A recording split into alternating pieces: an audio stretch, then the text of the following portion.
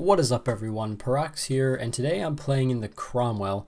I'm platooned with Tyler the Creator, he's in the Fury, and we're going to head up to the northwest corner on whatever map this is. The name's escaping me right now, but we're in a tier 7 game. There's only 3 tier 7s on each team, so it shouldn't be too big of a problem. I usually like to avoid the JK line just because I don't feel like the game is won. Down there, I feel like this northwest corner is where the game is usually decided. So I'm going to park right here initially. I don't really want to push up all the way just because I don't know how dedicated my heavy tanks are going to be. And I don't want to kind of YOLO up there and get myself killed if no one else on my team is going to head up there with me. I get an early shot in on this ELC. I was hoping to track him, but it didn't turn out that way. And it looks like I poorly aimed my second shot. So now that I see the heavy tanks are, looks like they're going to push up the 2 line, I'm going to go ahead and advance in front of them, and hopefully I can get off some early damage up here. I see this Comet and the T-29s coming around, so I'm going to load some APCR, just in case I get a weird shot at the T-29s where I would need 202 millimeters of penetration. But it turns out I see the Comet first, and I waste 2 APCR rounds on him, but I quickly switch to AP, and it looks like the T-150 hit me there. So it's not really viable to poke out there for much longer. I can try to get another shot off on the T-150, mainly because the T-29s looked like they were backing off a little bit, and I knew that the T-150 just shot. So we're having some problems over where Tyler is. He's 1 tank almost dead facing the Jagdpanzer IV, the KV-85, and it looks like the SU-100 is running down that way as well. So I was initially going to run all the way down here, but I didn't think that would be too effective considering I would just YOLO into a bunch of their tanks. So I'm going to sit back up here and wait for them to come around to me.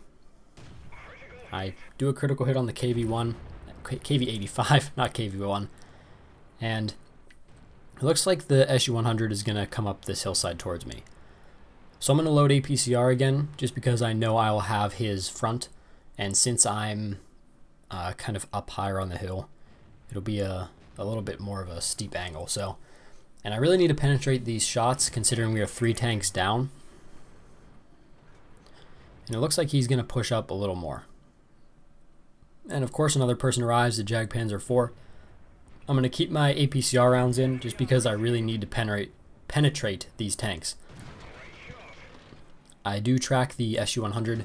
It's something that you really need to do, especially if you're in a situation where you're outnumbered and tanks are coming at you. Just go for the track shot at first. You never know what advantages it could bring you. In my case, it tracked him there and got him dead. So I do quick poke out on the Jagdpanzer IV, and it doesn't look like he has time to bring his gun around and shoot me. And then last but not least, the T-150, and I also take him out. So that was a very good engagement. I didn't lose any HP there, so that was pretty nice, and I took out 3 of their tanks. And I'm just going to poke around. I'm not going to go full out YOLO onto this KV-85. He might turn and try to shoot me if I did that, so I'm just going to hang back here, let him drive, and get some shots on him. I was thinking about going towards those T-29s, but seeing as our cap is overrun by 3 enemy tanks right now, not 3, 4 it looks like, actually 5, although 1 Cromwell B is almost dead, so I'm going to head back over here. I'm not sure why the Cheeto TK'd that guy, but you know, okay, he helped me out.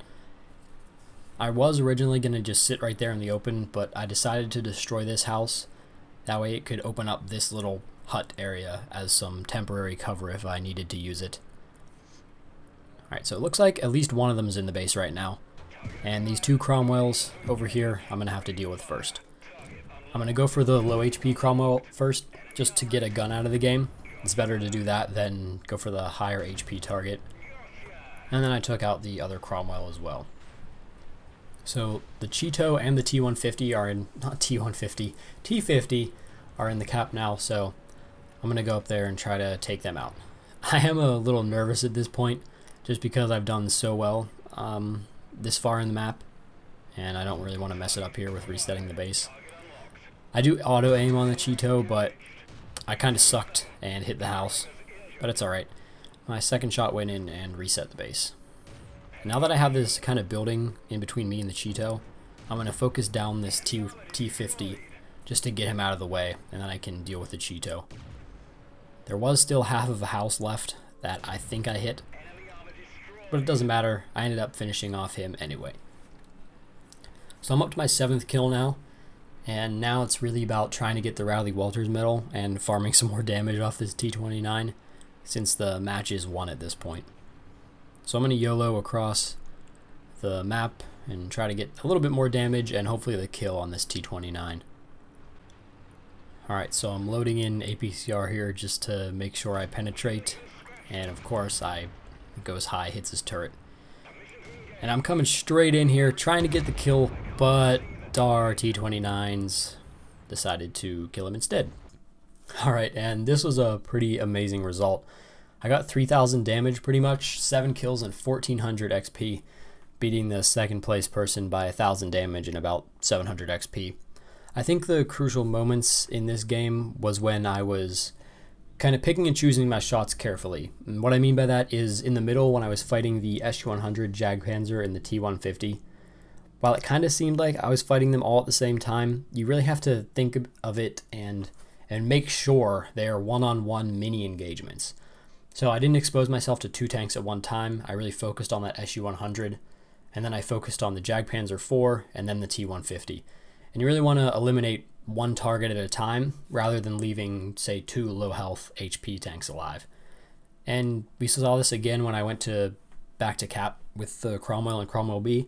I made sure to take out the low health targets before I moved on to the next target.